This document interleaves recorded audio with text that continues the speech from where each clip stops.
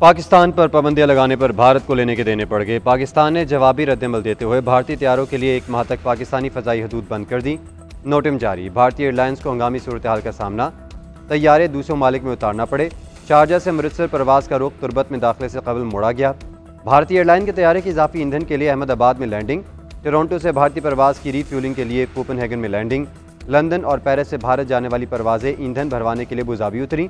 ज़राए के मुताबिक 1 माह में भारतीय एविएशन को $50 करोड़ का नुकसान होगा। भारत की 200 से 300 परवाजें योमिया पाकिस्तान की फ़ज़ाई हदूद इस्तेमाल करती हैं।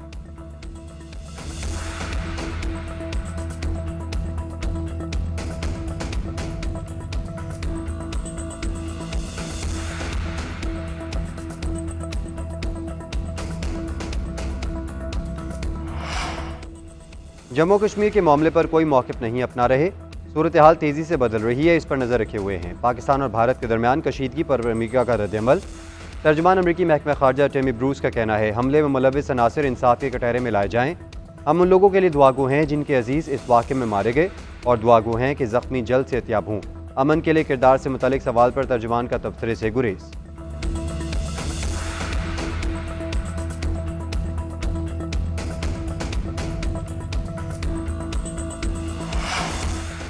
सदर मुमलिकत आसिफ अली ज़रदारी से वफाकी वज़ीर दाखिला की मुलाकात। मोहसिन नकवी ने भारत के गैर ज़िम्मेदाराना इक़दामात के बाद कौमी सलामती कमेटी की जानिब से जवाबी इक़दामात से आगाह किया। सदर मुमलिकत आसिफ अली ज़रदारी ने कहा है कि कौमी सलामती कमेटी ने पाकिस्तानी कौम की मंगों की तर्जुमानी की। पूरी कौम सलामती कमेटी के फैसलों और इक़दामात के साथ खड़ी है। भारत के बेबुनियाद इल्ज़ामात और गैर मंतकी इक़दामात का कोई जवाज़ नहीं बनता। दुश्मन किसी गलत फहमी में न रहे। पाकिस्तान का दिफा नाकाबिल तस्खीर है।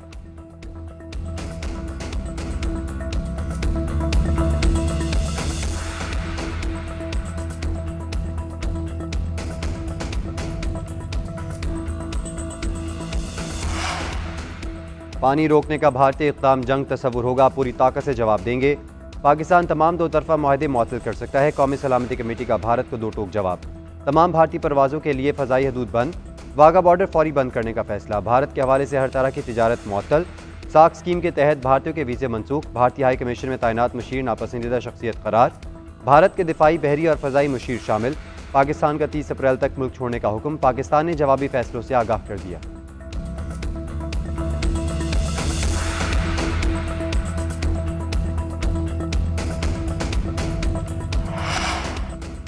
IMF के साथ रेजिलेंस एंड सस्टेनेबिलिटी पर नया स्टाफ लेवल मुआहदा हो गया। पाकिस्तान पायदार इक़्तिसादी तरक्की की राह पर गामज़न है। महंगाई में कमी हो रही है। करंट अकाउंट और प्राइमरी बैलेंस सरप्लस है। एक्सचेंज रेट भी मुस्तहकम है। वज़ीर ख़जाना मोहम्मद औरंगज़ेब की वाशिंगटन में आलमी मालियाती इदारों के सरबराहान से मुलाकात में गुफ्तगू। तरसीलात ज़र में रिकॉर्ड इजाफे और इस्लाहात पर रोशनी डाली। कहा, महसूलात के निज़ाम को वसअत देने के लिए इस्लाहात जारी रखेंगे। वज़ीर ख़जाना ने मूडीज़ की टीम से मुलाकात की। वर्ल्ड बैंक के नायब सदर, IMF के डायरेक्टर ब्राय मुशर्रफ वस्ता से भी मिले। सिटी बैंक, एशियाई तरक्याती बैंक समेत दीगर इदारों के सरबराहान से भी मुलाकात की।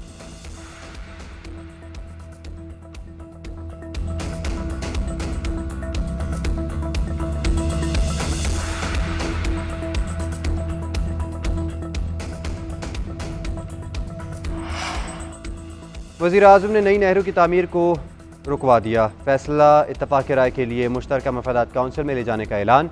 वफाकी हुकूमत और पीपल्स पार्टी का बाहमी रजामंदी से आगे बढ़ने का फैसला। वज़ीर आज़म शहबाज शरीफ की बिलावल भुट्टो के साथ मुलाकात के बाद प्रेस कॉन्फ्रेंस। कहा, 2 मई को मुश्तरका मफादात काउंसिल के इजलास में नहरों का मामला तय किया जाएगा।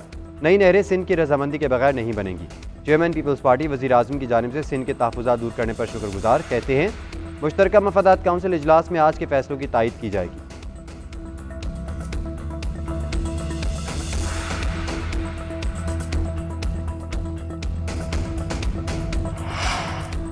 टांग में दहशतगर्दों का बुज़दिलाना हमला नाकाम। थाना सिटी पुलिस ने भरपूर जवाबी कार्रवाई से पसपा होने पर मजबूर कर दिया। CPO के मुताबिक नामालूम दहशतगर्दों ने थाने पर छोटे और बड़े हथियारों से हमला किया। हमले का मकसद अमन अमान की सूरत हाल को ख़राब करना था। बनू में रिमोट कंट्रोल बम धमाका। 2 एहलकार ज़ख्मी। दहशतगर्दों ने धमाका खेज़ मवाद से सेहत मरकज़ की दीवार के साथ नस्ब किया था।